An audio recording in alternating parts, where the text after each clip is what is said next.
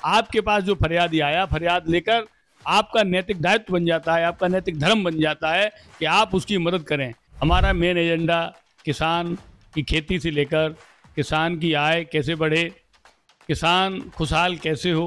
हमारी प्रदेश सरकार और हमारे देश की सरकार ये किसान हितैषी सरकार है, क्योंकि मैं स्वयं किसान परिवार से आता हूं, तो हमें सारी समस्याएं, सारी परेशानियां किसानों के बारे में पता है।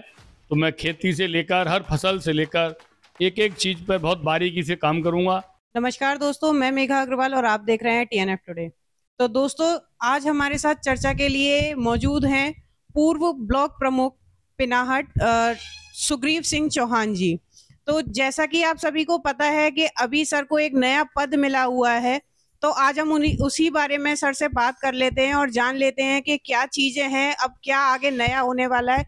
तो सर, जैसा कि अभी जो आपको एक नया पद मिला है, उसके बाद और क्या चीजें अब अच्छी होने वाली है? देखिए, सबसे पहले आपकी टीम को बहुत बहुत बधाई, शुभकामनाएं। और आपकी टीम जिस तरीके से लगातार हम लोग देख रहे हैं मेहनत कर रही है मीडिया के जगह क्षेत्र में। ये कृषि विभाग में ICR करके कमेटी होती है, उसमें NDRI का मुझे मेंबर बनाया है भारत सरकार में। मैं अपने पहले शीर्ष नेतृत्व को बहुत बधाई देता हूं और उनको आभार और धन्यवाद प्रकट करता हूं कि हम जैसे एक सामान्य कार्यकर्ता को उन्होंने भारतीय की राजनीति में जो महत्वपूर्ण स्थान रखने वाला कृषि विभाग, जो हम लोगों से संबंधित है, क्योंकि हम लोग किसान परिवार से आते हैं और ज़्यादातर हमारे इस देश में 70% से ज़्यादा लोग कृषि पर आधारित हैं। ये कृषि प्रधान देश है और वहीं पर हम लोगों को काम करने का जो मौका दिया है, तो हम लोग निश्चित तौर पर ही इसमें पूरा लगकर किसानों के कैसे हम लोग आय के लिए क्या क्या काम कर सकते हैं,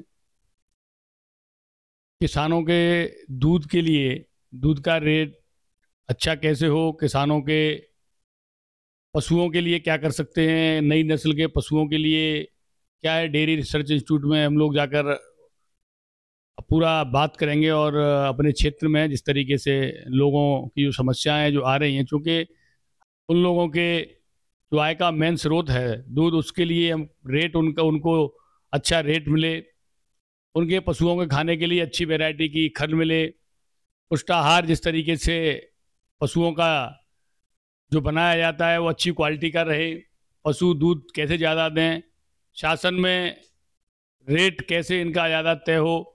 इन सब विषयों को लेकर हमारा मेन एजेंडा किसान की खेती से लेकर किसान की आय कैसे बढ़े, किसान खुशहाल कैसे हो, इस पर हम लोग पूरी गंभीरता के साथ और यहाँ अपने क्षेत्र के लिए भी पूरे प्रदेश में जहाँ जहाँ हम लोग पूरा जाएंगे और वहाँ समझकर कहाँ किस क्षेत्र की क्या परेशानी है, क्या दिक्कतें हैं किसानों को, किसान भाइयों को क्या ज़रूरतें हैं, क्या हम लोग कर सकते हैं। तो इसी तरीके से हम लोग अपनी कमेटी में जब जाएंगे, बैठेंगे, मीटिंगें होंगी, तब प्रदेश अपने पहले क्षेत्र का, जिले का, प्रदेश का और पूरे देश का विषय रखेंगे, क्योंकि रिसर्च इंस्टीट्यूट वो पूरे देश का है।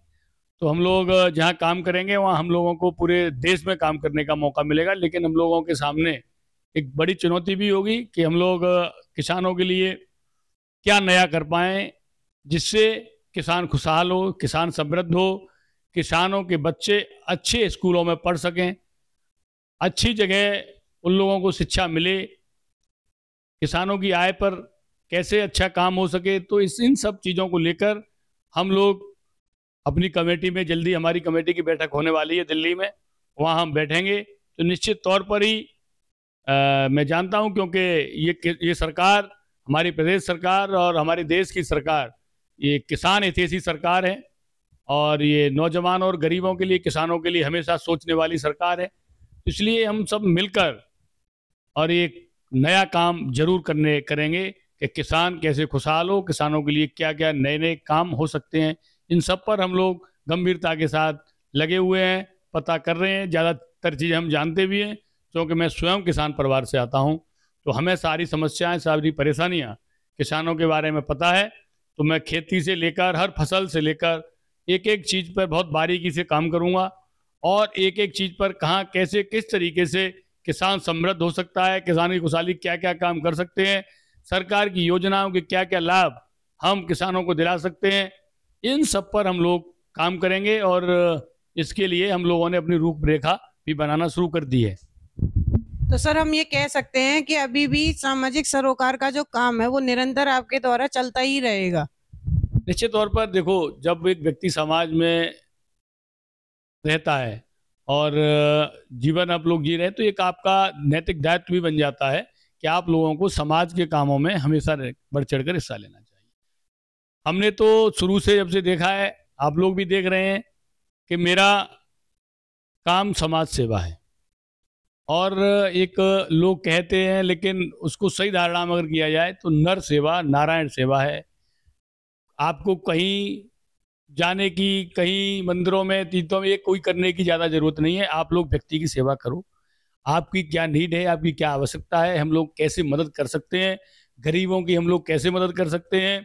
कोई एक असहाय, कहाँ लोगों के साथ अन्याय हो रहा है, कहाँ अत्याचार हो रहा है, कहाँ लोगों को दबाया जा रहा है, कहाँ लोगों को किस तरीके की ज़रूरत है, आप लोग उनके साथ खड़ा रहिए। तो निश्चित तौर पर ही वो सेवा आपकी व्यक्ति की सेवा नहीं, वो ईश्वर की सेवा मानी जाएगी। तो मैं तो जनता को जनार्दन के रूप में ही लेता हूँ और हमेशा जनता जनार्दन की सेवा में लगातार लगा रहता हूँ और जनता जनार्दन का हमेशा आशीर्वाद मेरे ऊपर रहता है।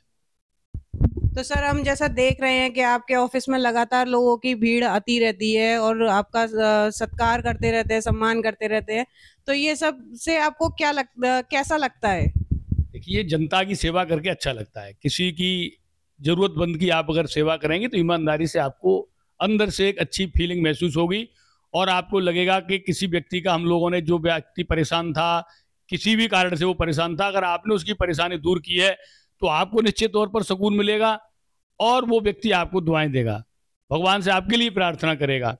इसलिए एक उद्देश्य रखना चाहिए जन सेवा का, सीधा का सीधा। इसमें कतई आप लोग कोई सोचेंगे, आपको सोचना नहीं चाहिए कौन किस जाति से है, किस धर्म से, क्या है। आपके पास जो फरियादी आया, फरियाद लेकर आपका नैतिक दायित्व बन जाता है, आपका नैतिक धर्म बन जाता है कि आप उसकी मदद करें। जिस रूप में भी, जिस आपको पास वो आया है, आप उसकी उसी रूप में मदद करें। और चाहे आपने देखा अभी, मैं देख रहा था काफ़ी समय से आप बैठी थी, और चाहे मेरे पास कहीं का भी व्यक्ति आता है, चाहे वो और आगरा के अलावा दूसरे जिले को भी आते हैं। आपके सामने भी फिरोजाबाद, मैनपुरी के भी लोग आए, तो मैंने फिरोजाबाद में भी आप लोगों के सामने उनके लिए फ़ोन किया, मैनपुरी भी किया। आज व्यक्ति अगर आपके पास आता है, मैं कह रहा हूँ कितनी दूर से चलकर आता है, तो वो कहीं ना कहीं आपके बारे में सुनता है, आपसे उम्मीद और एक आस लगा कर आता है कि आप उसकी उम्मीद और उस आशा को आप पूरा कर सकते हैं। आप उसकी ऐसे समय में मदद कर सकते हैं जब वो अपने आसपास के, पड़ोस के, या जितने लोगों को जानता है, परिचितों को, वहां से उसकी मदद ना हुई हो, तब फिर वो आपके पास आता है। तो आपका और जिम्मेदारी बढ़ जाती है कि व्यक्ति जितने दूर से आता है आपके पास, आपको और जल्दी उसका काम बढ़ चढ़कर पूरे मनोयोग के साथ, पूरी ईमानदारी के साथ आपको उनकी मदद करनी चाहिए। तो मेरे तो जीवन का एक उद्देश्य और एक ध्येय है कि जनता की सेवा ही करना मेरा उद्देश्य है। मेरा, उससे मैं अपना धर्म मानता हूँ, जनता की सेवा को मैं अपनी पूजा मानता हूँ। और हम लोग कहते भी हैं हिंदू धर्म में कि नर सेवा नारायण सेवा। तो लोगों की सेवा करते रहिए और लगातार हम लोग लोगों की जरूरतमंदों की, जहाँ जिस तरीके की जरूरत होती है, हम निश्चित तौर पर उनकी हर तरीके से मदद करने का पूरा प्रयास करते हैं।